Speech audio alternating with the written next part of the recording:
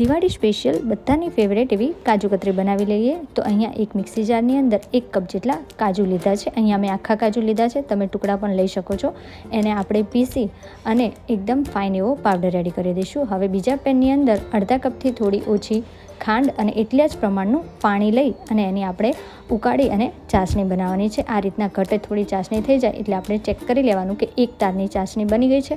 તો આપણી પરફેક્ટ ચાસણી રેડી છે. હવે એની અંદર આપણે કાજુનો પાવડર મિક્સ કરી દઈશું અને આ રીતના સરસ મિક્સ થઈ જાય ત્યારબાદ એમાં આપણે 1 ચમચી જેટલું ઘી એડ કરી અને પેન છૂટું ન પડે ત્યાં સુધી એને મિક્સ કરી લેવાનું છે.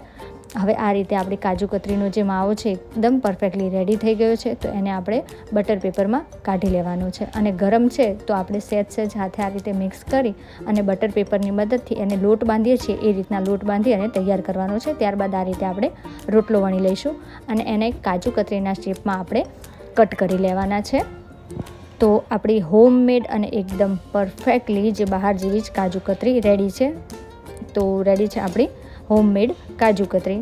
તો તમે પણ બનાવો અને વિડીયો ગમ્યો તો લાઈક કરો.